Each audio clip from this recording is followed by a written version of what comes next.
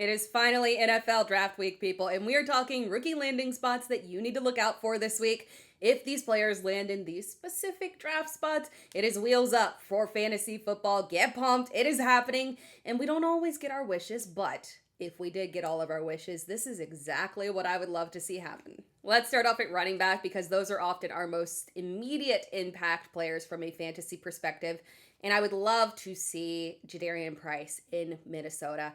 Minnesota whiffed at free agency when it comes to running back, and it's possible that they just want to repeat their 2025 committee of Aaron Jones and Jordan Mason, but it was kind of ineffective, and their offense would greatly benefit from a new lead back. Jones is unfortunately past his prime. He posted career lows in 2025 across the board. I love him, clearly, right? But he is not a lead back at this point in his career that you can rely on to be performing at a high level throughout an entire season.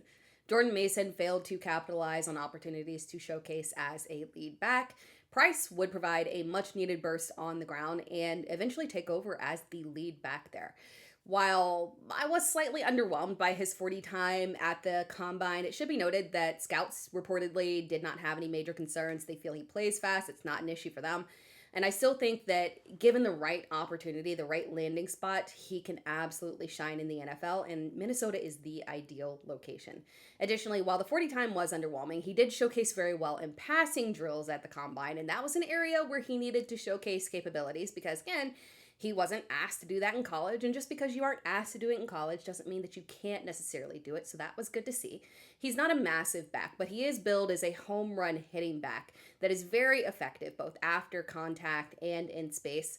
This draft class is a bit scant in terms of talent in running back after Jeremiyah Love.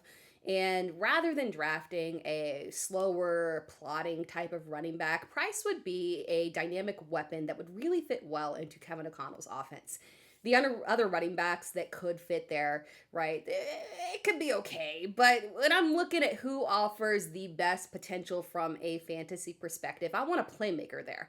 And if I had to guess, that's what Minnesota wants to. If you follow me, this is not new information. I've talked about it quite a lot. You guys know that my ideal landing spot that I truly want to will into existence, I need to see Mike Washington in Seattle.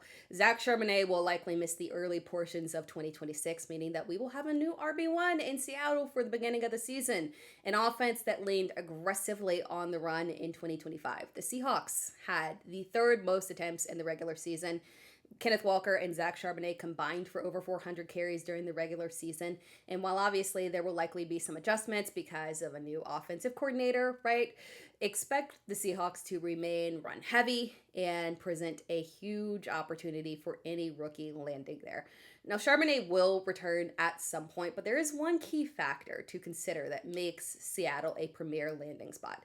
Aside from the fact that Charbonnet may not return at 100% capacity, he is also a free agent in 2027, so any rookie drafted to Seattle could legitimately be their RB1 of the future, especially considering the Seahawks scouting department has been excellent in general, but specifically with day 2 running backs. So if they draft a running back in round 2 or 3, trust the Seahawks talent evaluation. It's proven to work. There will be a bevy of options available on day 2, but no running back screams Seattle to me more than Mike Washington Jr. He had an impeccable combine running a 4.33 40 at 6'1", 223. He's got size, speed, hands. He's a true 3-down back who could easily take over as the RB1 of the future. Obviously, there are some areas to improve, but overall, excellent prospect. Before we move on to the wide receivers, just a note on Jeremiyah Love and his landing spot. Because he's Jeremiyah Love, any landing spot is ideal. I'm exaggerating slightly, but we know he's going in the top 10. We talked about the most likely landing spot being the Tennessee Titans. We know there are very specific teams in play. The Cardinals are now rumored to be interested in picking Love at pick 3 if they can't find a trade partner to get out of that pick. I think they'll find a trade partner. They most likely want capital, but the opportunity for them to take Love at 3 if they don't get out of that pick is very real. We also have the Giants as a potential landing spot at pick 5. They also now have pick 10, so logically that could be a stop point for him to the Giants at pick 10. Then there is Washington at pick 7. That is a very realistic spot as well. Those are all fine locations, no issue. They would all use him as a 3-down back. no real risk of any funny business. Now, wide receivers. I wrote about this in a article for Fantasy Pros at the beginning of the month, and I called it wishful thinking in terms of a landing spot for Carnell Tate to the Tennessee Titans because the Titans have been so closely linked to Jeremiyah Love. But again, while I think Love would be a great fit, he is not my ideal pick for the Titans, specifically for the sake of Cam Ward. Again, I'm being selfless on this one, altruistic, really. Because you guys know that I love Jeremiyah. I literally have him on every single dynasty team. I am a true believer. But the Titans, they need a true wide receiver one in that receiving core. Jeremiyah he's a versatile receiver, but he is small. Ideally slot. Calvin Ridley is too old, unfortunately. Alec Ayamaner locked in on the outside, but again, not a true wide receiver one, right? We need a high impact player here. New offensive coordinator Brian Daboll was obviously feeling the nostalgia there and brought along Wan'Dale Robinson with him, and that's cool. But again, tiny receiver. I love Wan'Dale. Love Wan'Dale. Roster Wan'Dale. No issue there. Wish the best. But his signing was peculiar because they have a clear gap at wide receiver one, and I don't think that they would want that to be their wide receiver one of the future. So unless the Titans believe that Calvin Ridley will miraculously somehow rebound here to a level of production that we have not seen in years, they must add another wide receiver because the offense lacks a true alpha. For Cam Ward's sake, they need a wide receiver one. And I had come to terms with the fact that most likely that was going to have to come with their round 2 pick. But again, Arizona is rumored to be in play on Jeremiyah Love. And of course, you will say a running back at pick 3 for a team with no franchise quarterback is stupid. I get it, right? But NFL teams do that all the time, like all the time, right? So if Love is off the board at pick 3, a pivot to Tate at pick 4 makes a ton of sense for a team that is trying to build this offense around Cam Ward. Tate would be the perfect addition to become potentially the first look for Cam Ward, and I would love that landing spot for him as opposed to a team that would take him if they don't. Unfortunately, if the Titans don't unfortunately take him, which would be the Cleveland Browns, who have their quarterback issues, I far more believe in Cam Ward at this point in terms of stability here, so this would be my preference. Ward showed promise in his rookie season despite terrible coaching and lack of weapons. We talked about it in a previous video about the upside that he could have in the right system here with Brian Daboll as the offensive coordinator. A Ward to Tate connection would pay dividends in fantasy. Now I'm cheating here. I'm going with 2 players that could land here because 2 players could land here. Jordyn Tyson or Makai Lemon to the Miami Dolphins. Miami is very interesting because a lot of mock drafts have them taking a defensive player. I totally get that, right? A new defensive-minded head coach often wants to lead with adding their cornerstone defensive player. And considering the depth that we've got at wide receiver in terms of prospects this year, it is entirely possible that they would just wait until their pick number 30 that they got from the Broncos and take a wide receiver there. But this is truly an ideal landing spot for a wide receiver one, whether that is at pick 30 or at pick 11. And at pick 11, they should have several top prospects available. And adding a receiver there, that guy would immediately be a candidate for 100+ targets as a rookie. And I know that you might take some issue with this, right? Because while the Dolphins' offense is likely not going to be high volume, right? They're going to rely on efficiency rather than volume with their new QB1, Malik Willis. There is still opportunity here for the wide receiver one of the Dolphins, whoever that is, as a new rookie, right, to be one of, if not the best value pick in 2026 drafts. Again, you might disagree because maybe you don't believe in Malik Willis and think that the offense won't produce enough from a fantasy perspective. I don't believe that. It's definitely not going to be a high volume pass attack, but there's more than enough to make a low end wide receiver 2 in year 1 for any rookie here. And more importantly, long-term value. This is a rebuild with a gutted wide receiver core. Whoever is drafted here can establish themselves as the wide receiver one of the future. And to be the sole wide receiver one of any team is very critical here. The Dolphins promoted Bobby Slowick to offensive coordinator, and he should maintain a Kyle Shanahan type of system that requires versatility at receiver. In Houston, Bobby Slowick leaned on Nico Collins as the alpha receiver. Jordyn Tyson offers a similar, not exact, right, in terms of size, but similar prototypical X archetype and can be a true alpha high volume receiver. So I do love him landing here.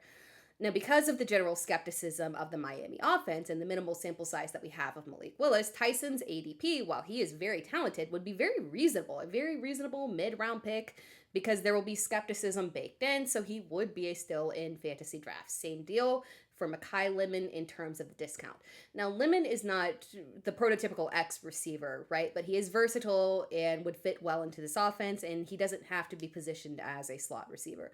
My preference is Tyson over Lemon. I do feel like I have been the high person on, or a high person in that area, because there was a lot of skepticism around Tyson because of his injury history. So Lemon has been more commonly mocked to the Dolphins, but now there are rumors, surprise, surprise, saying that now everyone is all in on Tyson and his draft stock is rising to the point where he could go as a top 10 pick, even potentially before Tate. So realistically, Lemon might actually be the one who is available at this pick and would be a lovely fit for this offense. Now, this is a fun one because there are so many places that KC Concepcion has been linked to. He's a popular guy. What can he say? Concepcion is often hailed as the Amon-Ra St. Brown of this class, although he certainly will not be drafted in round 4 like Amon-Ra St. Brown, but the comp is definitely warranted. Size, versatility, potential to thrive in the slot as a dynamic playmaker. Obviously, the big reasons for that comparison to Amon-Ra. This year's draft class is widely viewed as the big 3: Tate, Tyson, Lemon. But Concepcion has arguably just as much upside as the other 3 prospects. He's young. He broke out as a freshman. Concepcion's strength in the slot makes it easy to typecast him, but he really is a versatile player and did play on outside in college significantly. He has a diverse route tree. He ran a 4.43 40 at the combine, so speed is not a major concern. The only thing that separates him from the top receivers is inconsistency with drops. If the drops can be cleaned up at the pro level, he would be a potential target for very strong contenders with established quarterbacks looking for a wide receiver 1 in the late round, or a rebuilding team looking for a wide receiver 1 in the early second round. Again, it's tough to pinpoint a landing spot because he is met with literally like half of NFL teams. However, he is an excellent target for us in fantasy drafts, both dynasty and redraft, and we're not going to have to shell out one of those early first and dynasty rookie drafts to get him. Ideally, for a landing spot, I think it's San Francisco. Hear me out on this one. The 49ers clearly want a receiver. They enjoy versatility at receiver, guys with high IQs. They're willing to take risk for upside.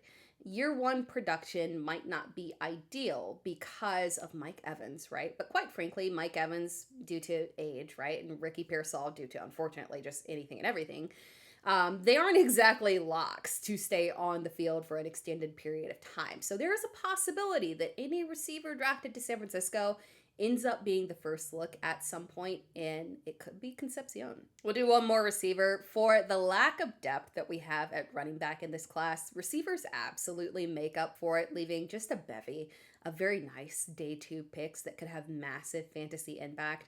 Denzel Boston is a true X receiver with size, route versatility, and excellent hands. His only concern is speed. He did not run a 40 at the combine or the pro day, so that remains unanswered.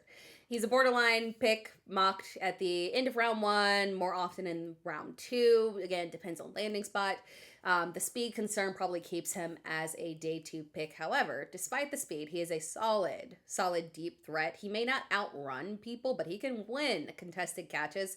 His size gives him the edge over prospects in a similar range because I think it just diversifies him a little bit, makes him stand out over the others. Any team looking for a big-bodied receiver will lean towards him over some of the shorter, slimmer, speedier options, right? So he's very much so If this is the build of a receiver that you are looking for in the early second round, this is it. It's Denzel Boston, right? Now, landing spot is critical for him because the only issue that we could run into is that, much to my chagrin, I hate this, he's commonly being mocked to Buffalo as a potential landing spot as a Keon Coleman replacement. And while he would be the perfect direct replacement for Keon Coleman, for a fantasy perspective, that would be absolutely awful for us. We talked about in detail. You can go back and look at previous videos. We do not want any receiver to land in Buffalo. It's just gonna be messy. When I'm looking at an ideal location, Baltimore is my ideal location. Boston made the rounds in terms of top 30 visits, going to literally every single wide receiver needy team.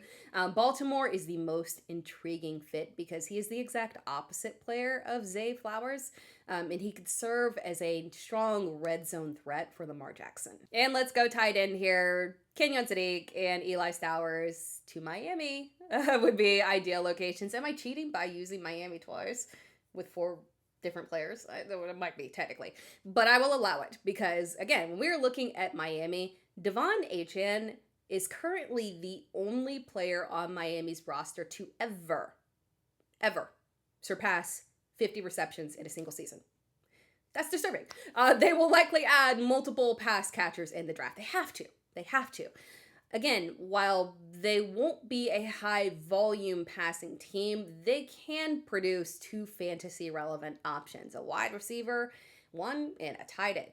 The tight end position in Miami has been in flux for years, leaning heavily on veterans. They've had success, but they've struggled to maintain a long-term consistent option.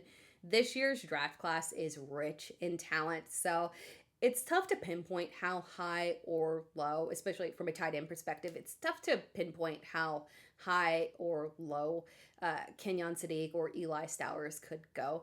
Sadiq is mocked in the first round. Stowers is mocked in the second round. However, the talent separation isn't as drastic as draft capital might suggest. Either player would be an excellent fit in Miami's offense. Logically, I don't think this pick is Sadiq. Stowers would theoretically be the person that would be available in the second round. That makes more sense rather than spending the first on a tight end there. I know that it might be hard to believe that they would go with the pass catchers with their first pick of a wide receiver in the first round and then a tight end in the second round, right?